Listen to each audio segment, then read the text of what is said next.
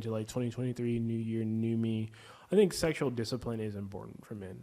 I will say this. I think this is something that is not talked enough about on like what men should be doing.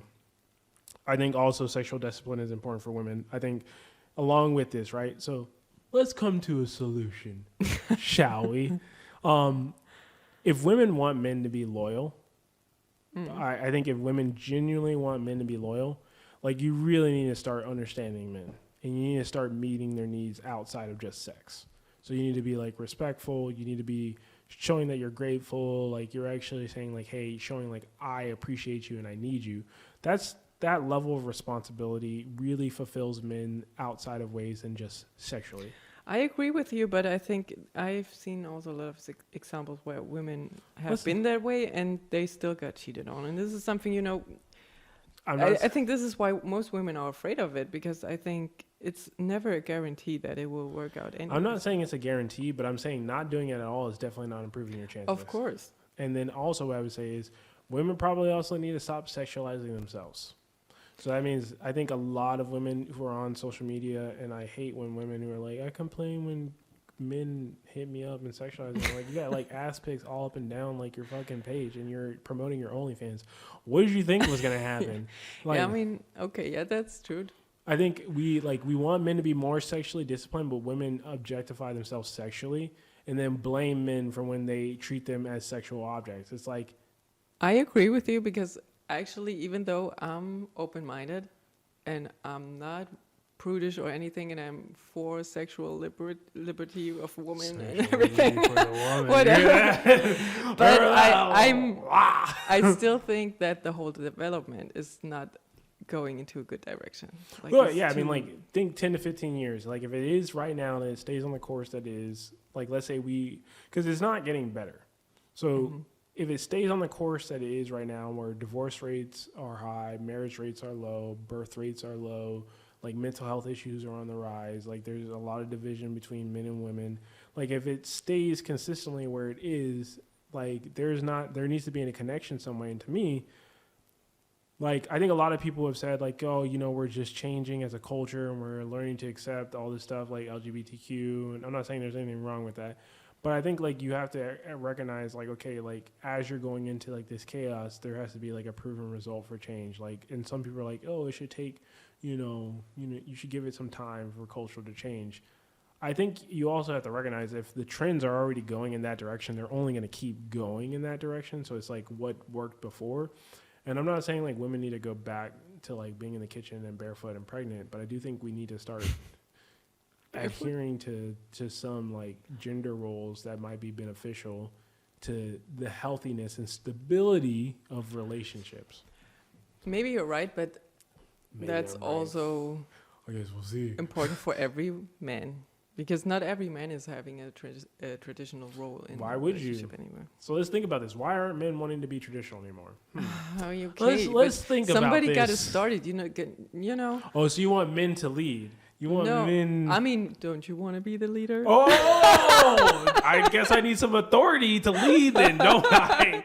So I think at that point, if we're saying men are the leader, no, but then, like I said before, you know what? All women shall be impregnated one at a time. Line up. I'm in charge. I'm not talking about that. No, I'm just saying if you provide a specific environment for a woman, she will be automatically turned submissive for her. I don't like that. I don't like that. What? I don't like that wording, that phrasing, and here's why I'm going to say it. Can I say it? Yeah. I mean, I cut you off. I apologize. No, you can. All right, so I want to say something. I hear a lot of times people say, like, the right environment, the right conditions, if it's the right man, she'll be submissive.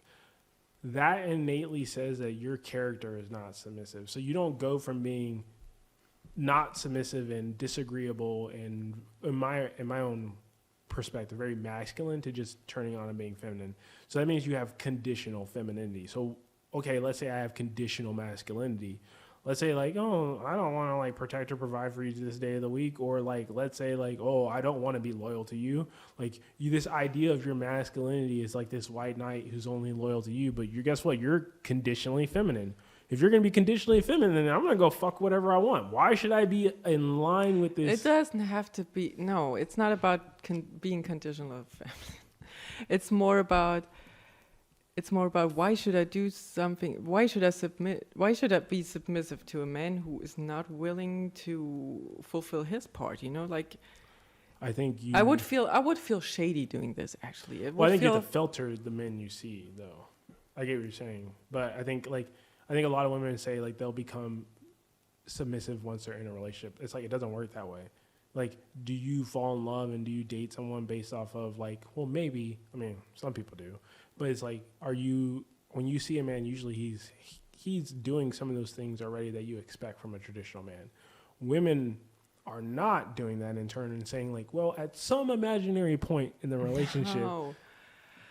No. It already starts in the beginning. If someone is treating me with respect, and you know he's like, you get that kind of feeling in the beginning already, and this is when you automatically treat him with respect as well, and you really look up to him.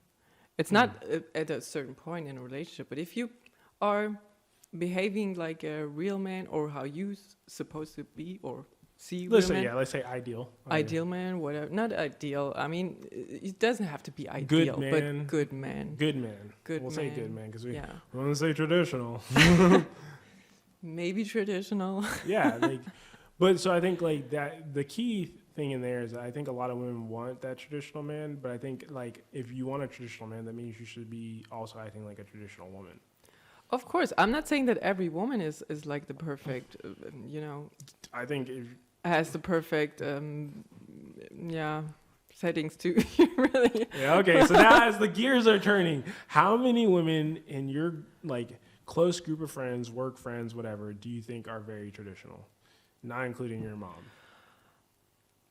Honestly, very traditional. Like in what kind of way?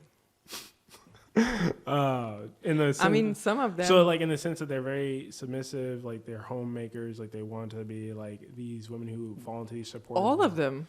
I don't believe. I mean, I cut some toxic women out of my life, I have to admit that.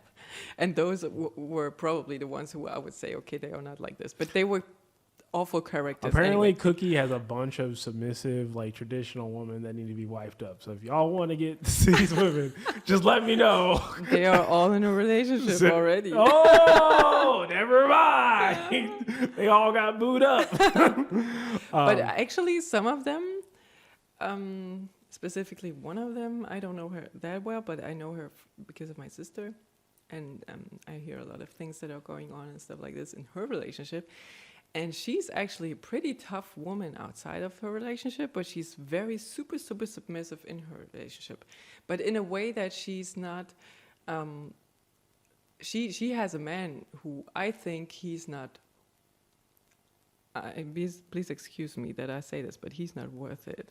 Because he's not doing his part of the relationship, you know what I mean? Oh, so he's not she's upholding- basically working her ass off with 2 jobs. She's, you know, helping him with everything, like That basically happens. like a mama. You Yeah, know, like I'm not saying like that's like I wholeheartedly believe there are some bums out there.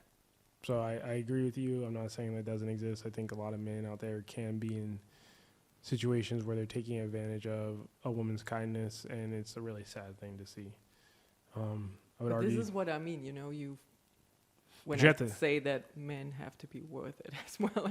I say doing that, but so like here's what I'm gonna say, because I also want to show like the kindness and respect to women, but you also have to look at the other side for men. Men are getting married. So 50% of divorces or 50% of marriages end in divorce. 80% of them are like initiated by women. So these men and here's the thing: I don't feel bad.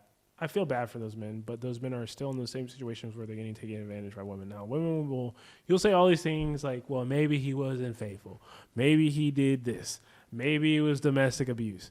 Well, that's still a large number, and I can't believe all those were domestic abuse or just infidelity. I think a lot of times people have unrealistic expectations, and I think a lot of times the way the legal system's set up, at least in America, when it comes to marriage, it's like incentivizes women to leave relationships.